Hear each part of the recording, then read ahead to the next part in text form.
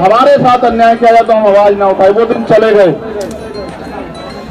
मैं बस ये कहना चाहता हूं गोरखपुर की धरती से कि वो दिन चले गए। हाँ, आपके पास असले हैं, अवैध असले, आपके पास हथियार है, आप हमारी हत्या कर सकते हो, लेकिन याद रखना कि हर एक हत्यारे को उसकी सही जगह भेजने का काम करना हम लोग अच्छी तरह जानते हैं। हम भारतीय संविधान को मानने वाले लोग हैं।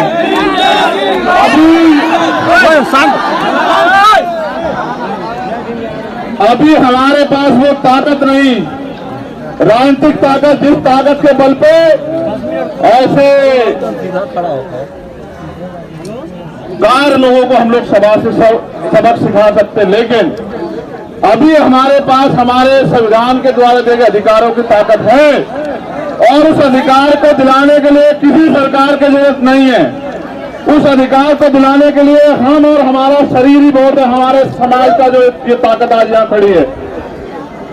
मुझे दुख इस बात का हुआ कि जिनको अपना काम जिम्मेदारी से करना है उन्होंने नहीं किया, और मुझे कष्ट है इस बात का यहाँ के पुलिस अधिकारियों ने जो रोल उसने अदा किया कि उस परिवार को, उन बच्चों को, उनकी पत्नी को, उनके भाइयों को, उनकी मां को, राजकिशोर को आखिरी बार देखने भी नहीं दिया। मुझे इस बात का अफसोस रहेगा जिंदगी भर। ऐसा क्यों है कि पुलिस की लाठी, गुंडों की लाठी हमारी कमर पे ज्यादा तेजी से पड़ती है?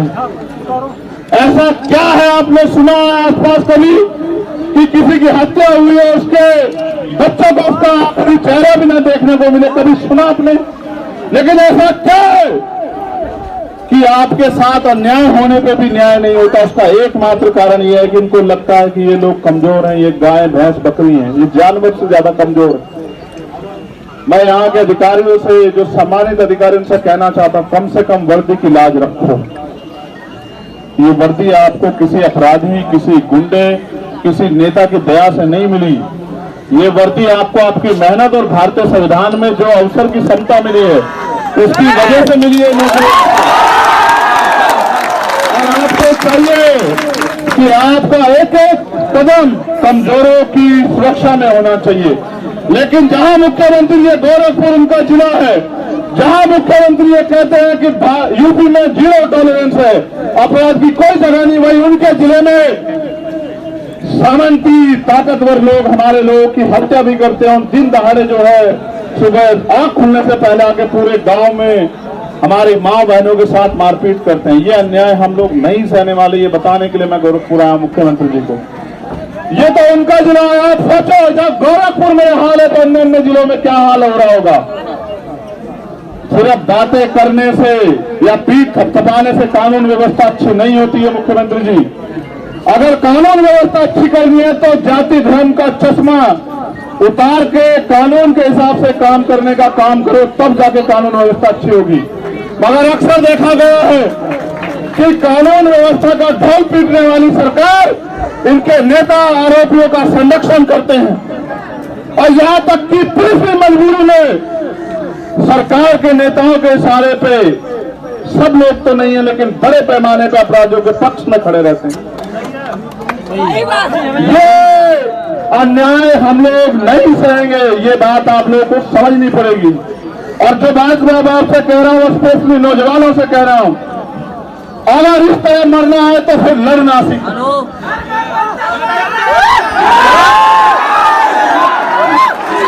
अगर हमें हमारी माँ भी 9 महीने वही दर्द सहकर पैदा करती है, हमें जो दूसरों की माँ दर्द सहकर करती है, उतनी तकलीफ उठाती है हमारी माँ भी। हमारी हत्या का अधिकार किसी को नहीं है।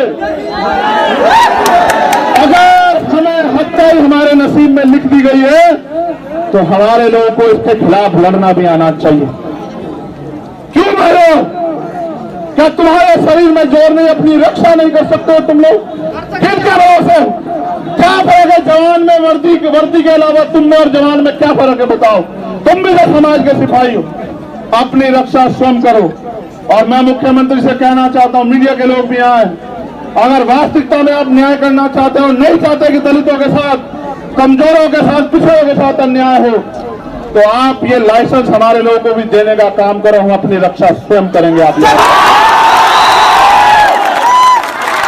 मंच की जो आवश्यकता उसको है, जिसको खतरा है, खतरा सामंतियों को नहीं है, खतरा सरकार के लोगों को नहीं है, खतरा यहाँ इस प्रदेश में और देश में मेरे लोगों को है। उनकी हत्याएं हो रही हैं। हम अपनी बच्चों को चाहे हाथों से या अपने हाथों में उनकी लाश को उठाते, हमें खतरा है। उनको छोड़ो, जब मेरे ऊपर गोली चलती है तो इनको बेचारों, इनकी क्या जिंदगी बची उत्तर प्रदेश में। लेकिन याद रखना, ये अन्याय हमें तोड़ नहीं सकता, ये अन्याय हमें डरा नहीं सकता। अपने ऊपर होने वाले के अन्याय का जवाब हम लोग आने वाले समय में देंगे, ये बात आप याद रखना। मेरे कमजोर लोगों,